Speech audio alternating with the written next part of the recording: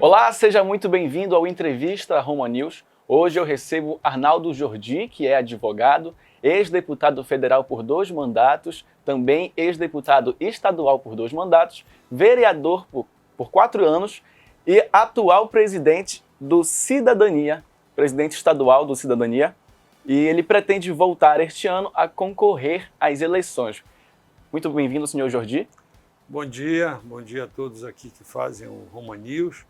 É um prazer muito grande poder participar desse bate-papo aqui sobre coisas supostamente de interesse da sociedade brasileira e paraense em especial. Bom, para começar a nossa conversa, hoje a gente vai falar um pouco mais do cenário político do país, do Pará. Eu queria que o senhor avaliasse para a gente como o senhor tem avaliado, na verdade, o cenário político no país. Olha, eu acho que o Brasil está patinando, não é? Independente dos projetos, das candidaturas, das polarizações, muitas vezes até de muita intolerância, de muito radicalismo, muito extremismo, eu acho que os números mostram o seguinte: de 2010 até 2021, até o ano passado, o crescimento médio do PIB brasileiro é de 0, ou seja, a 10ª potência, o 10º PIB mundial, que é o Brasil, na última década praticamente foi perdida do ponto de vista da economia. A gente sabe que sem crescimento econômico não tem desenvolvimento, não tem perspectiva facilmente de superar os enormes desafios. Desses desafios todos, o mais grave, a meu juízo, é a desigualdade. No Brasil, os dados do IPEA, junto com a FGV, há 2 meses atrás, dados que estão aí no Google para todos verem, o Brasil tem 1% dos mais ricos no Brasil, isso representa 12 mil pessoas, acumulam renda equivalente a mais de 100 milhões dos mais pobres, ou seja, de mais de 50% dos mais pobres da pirâmide socioeconômica acumulam renda equivalente a 1% dos mais ricos. Então, o Brasil ostenta a 4ª posição das sociedades mais desiguais do planeta. E, evidentemente, que é difícil você construir conceito de paz, de justiça, de equilíbrio, de harmonia, de inclusão social, com quadro de desigualdade brutal. São 13 milhões de desempregados, 40 milhões de pessoas na informalidade, sem proteção nenhuma, não é? Inclusive, ao chegar à sua idade, da melhor idade, né, vamos dizer assim, aqui no Brasil, entre aspas, para a maioria, vão ter que trabalhar a vida inteira quando podiam estar curtindo a sua aposentadoria, a sua proteção. Em qualquer sociedade acontece. Então, são números muito dramáticos, né? Nós temos hoje mais de 20 milhões de pessoas famintas no Brasil. As cenas mostram as pessoas catando osso nos gestos de supermercado. Então, 1,5 milhão de crianças em situação de vulnerabilidade, isso são dados oficiais do Brasil. Então, uma sociedade como essa não é confortável para ninguém. Nós precisamos reagir a isso e ter estratégia. E nós não estamos vendo, nem num polo, nem no outro, não é? Assim, das 2 posições mais candentes do ponto de vista da disputa política, né? Uma representada pelo ex-presidente Lula e outro com o atual governador, o atual presidente Bolsonaro, não estão respondendo às agendas econômicas. Os dados estão aí mostrando. Então, nós do Cidadania estamos tentando apostar numa terceira via, em um projeto, um rumo, um roteiro de projeto de país que possa superar essas polarizações. Difícil, é verdade, mas é o que a gente está esperando fazer. São dados alarmantes, na verdade, Alarmantes, né? alarmantes. Em 2018, o senhor tentou uma reeleição ao cargo de deputado federal. Esse ano, o senhor vem pretendendo se reeleger? A ideia é essa.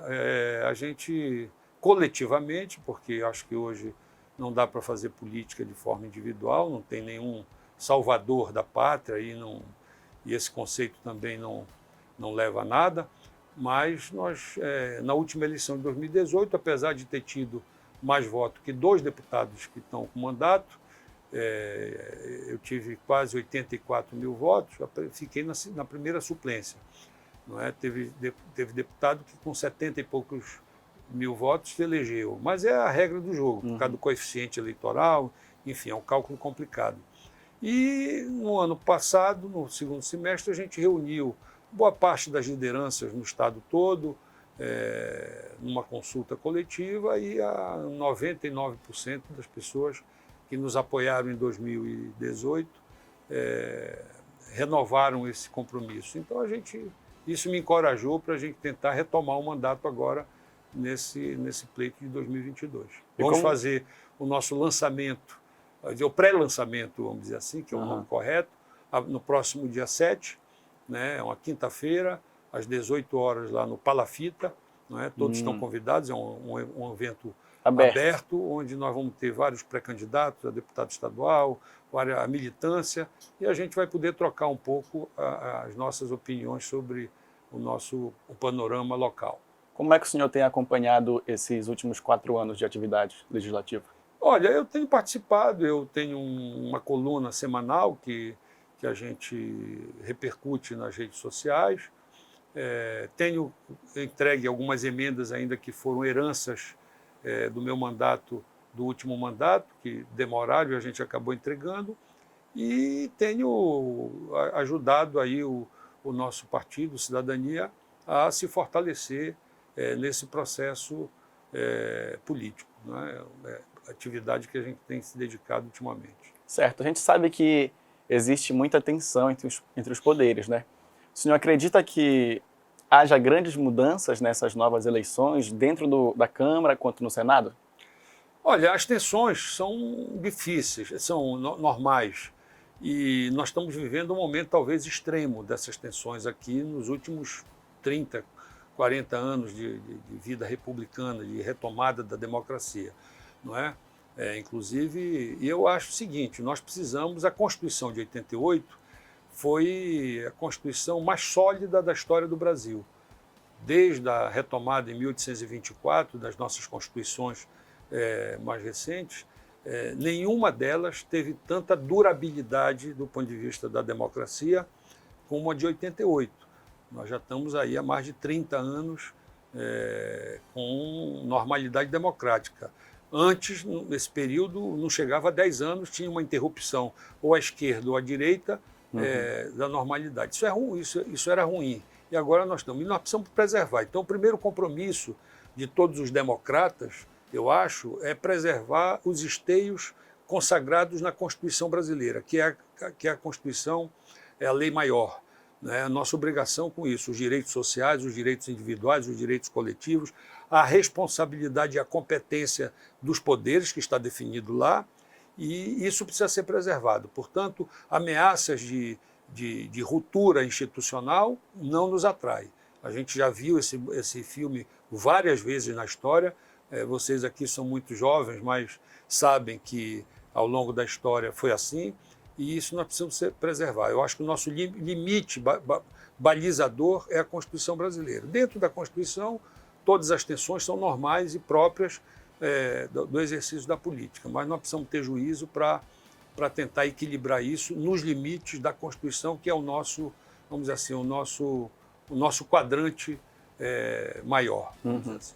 Nessas eleições, qual vai ser o posicionamento do Cidadania? Como está sendo o alinhamento? A gente está apostando, como eu disse, nessa terceira via. Tem vários nomes aí colocados, a Simone Tebet, tem o Ciro Gomes, que está já praticamente cravado aí com 8%, 10%. A gente espera que isso possa ter uma junção nos próximos 20, 30 dias, que possa talvez traduzir essa terceira via num projeto para o Brasil e que possa racionalizar um pouco esse debate para que a gente possa sair dessa polarização, digamos assim. Esse é o nosso posicionamento.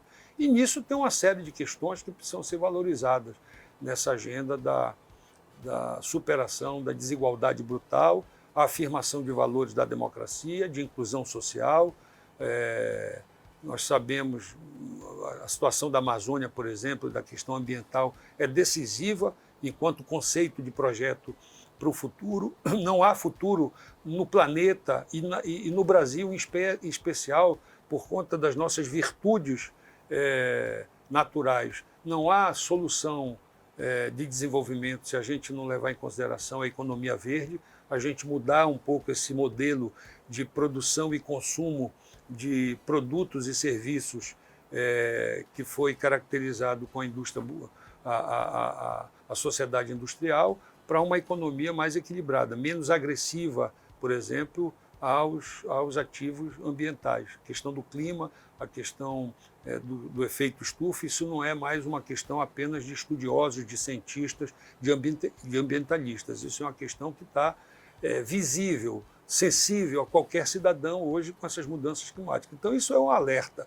Não é? Se a gente não ajustar esse modelo, nós vamos ser responsáveis por tragédias e impactos muito maiores que nós estamos vivendo, inclusive ameaçando a aventura do ser humano na existência do planeta, porque com o crescimento dos níveis de mar, com o degelo, não é, ambiental, nós podemos ter aí a destruição de uma série de biomas, de ativos do meio ambiente, na fauna e na flora, que vão comprometer, inclusive, as populações mais desprotegidas da sociedade brasileira. Aqui no Brasil, por exemplo, nós temos aqui 17% da água potável está aqui, não é?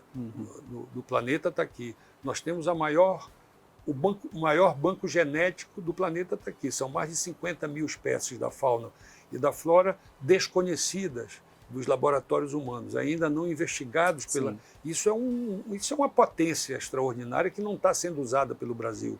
O Brasil não consegue investir em ciência e tecnologia, em inovação, em pesquisa, para que esses princípios ativos da fauna e da flora possam se traduzir em cadeias produtivas na área de farmacêuticos, de cosméticos e uma série de coisas. Muitas vezes esses princípios ativos são surrupiados daqui, são trazidos daqui e vão ser desenvolvidos lá na Alemanha, nos Estados Unidos, no Japão, né? Lá fora, e depois a gente recebe isso como produto industrializado, gerando renda, gerando cadeia lá. A questão do minério também é outra coisa, a questão da madeira, das florestas, enfim, nós somos aqui um país extraordinariamente potencial em desenvolvimento, mas não estamos sabendo fazer isso, e nós estamos vendo aqui a Amazônia, por exemplo, 62% do território brasileiro, quase 40 milhões de brasileiros aqui vivendo, que as políticas públicas estão completamente divorciadas desse cenário de oportunidades que os ativos ambientais na Amazônia. Quer dizer, investir na bioeconomia, investir nas cadeias produtivas baseada na exploração racional, equilibrada, sustentável, como se diz, desses ativos. É o principal segredo para superar essas questões da desigualdade, na minha opinião. Bem, como o senhor muito bem colocou essa questão da Amazônia, do ambiente, meio ambiente, são pautas que hoje em dia estão sendo muito discutidas pela população, né? Não só a Amazônia, mas também o garimpo ilegal, a morte dos ativistas recentemente, e a discussão sobre o aborto legal. O senhor acredita que esses temas eles estão sendo discutidos suficientes no Legislativo? O que é que está faltando para isso? Eu acho que está discutindo, agora falta rumo. Falta uma força que possa dizer, está aqui é o caminho. O caminho já está mais ou menos, o diagnóstico está feito, não é? Essas tragédias, inclusive desses dois, desse indigenista e esse jornalista, que foram brutalmente, covardemente assassinados, eles representam o paradigma da cobiça na Amazônia por aventureiros, porque, assim, não, nós temos que combater o garimpo ilegal, o garimpo clandestino. Claro que tem que combater, o próprio nome está denunciando, é garimpo ilegal. Então, se é ilegal, precisa ser combatido. Isso é um problema de polícia. Como é que a gente vai desenvolver a cadeia produtiva lícita, legal do garimpo? Tudo bem, vamos discutir. Onde pode, onde não pode, como é que protege, como é que harmoniza os diversos interesses, etc. e tal. Mas a questão do garimpo ilegal é questão de polícia. E nós não temos o Estado presente na Amazônia para começar, pelo menos, o beabá dessa conversa. Porque a Amazônia ainda é uma espécie de almoxarifado do desenvolvimento dos outros. Nós servimos apenas para fornecer matéria-prima para o desenvolvimento alheio. Veja o que acontece na cadeia mineral, por exemplo, do alumínio, do ferro, de qualquer... Né? Vamos lá. Quer dizer, nós distraímos aqui, nós estamos aqui sentados na maior mina mineral do planeta, que é Carajás. Hoje, isso representa quase 50% da receita da balança comercial brasileira junto aos credores internacionais, porque são produtos que saem daqui sem a cobrança do ICMS. Está aí a questão da Lei Candir, que era uma dívida de quase 40 bilhões que a União deve ao Estado do Pará desde que começou a Lei Candir. Dívida de onde? Da compensação que não é feita pela União ao Estado. O Estado deixa de arrecadar o ICMS, que é o principal tributo para o Estado, para os estados. Então a Lei Candir diz assim, não, o Pará não vai recolher ICMS. Então a gente perde a arrecadação do ICMS. Em compensação, diz a lei, a União vai devolver, vai compensar. Essa compensação nunca houve, ou houve de forma residual. O fato é que o minério sai competitivo para poder equilibrar a balança comercial, para ter atração no mercado internacional, e o resultado dessa tragédia é que a gente fica sem o ICMS e fica sem a cadeia, as riquezas produzidas do que esse minério podia ser feito aqui. Ou seja, o Pará não produz um bule para fazer um café. Uhum. O Pará não produz uma calota de carro. Essa cadeia produtiva é fora.